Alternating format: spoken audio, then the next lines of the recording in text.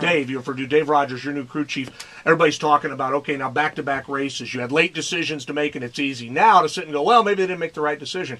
I guess I might look at it like back-to-back races. You're this close. Yeah. In other words, you're running well. It's not like you're making a decision when you finish 20th and 25th. You're running at the top of the race. Yeah, people, I mean, I've been hearing it all over the place, whether it's been news articles or whether it's been my Twitter account. But you know what? Dave Rogers is one of the best guys out there and one of the smartest guys out there, and I'll stand behind him 100% of the time. That, you know, unfortunately, the circumstances didn't quite go our way in these last two races. That we come down to the end of the race and we got to make a pit call.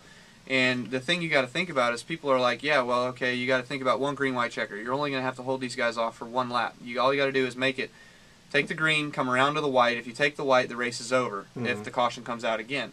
Well, you also have to keep in order that there's a chance for 3 green, white checkers. Right. So if you make that whole lap or 7/8 of that lap and then the caution flies and you pick up 4 spots, or you've got guys behind you on 4 tires that pick up 4 spots, and then you got to do another one, and they're going to be right on your bumper on the next restart.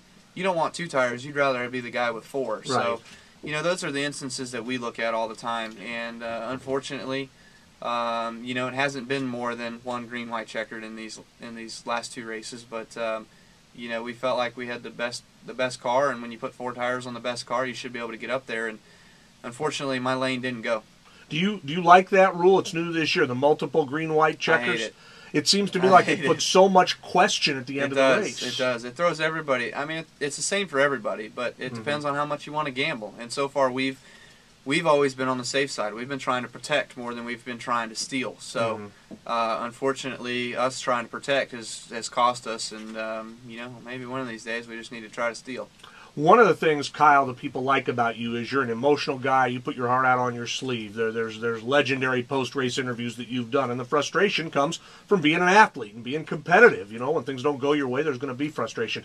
Saturday night, I know there's a big hue and cry. Everybody wants to know how come Fox didn't have an interview with you. I've seen a thing that they asked you and you said you didn't want to, which is you're right, certainly. Take us through after the race what happened and what your thought process was in saying, I just don't want to talk right now. I went in the holler, changed my clothes, walk out of the holler, and they couldn't keep up. So that's how I look at it. They were standing off to the side. They didn't even ask if I wanted to do an interview or nothing. Interesting, really. They had the cameras rolling apparently, because I've seen the footage too of the side of my face walking by. They were never in front of me. They never positioned themselves to ask me if I wanted to do an interview. So that's it.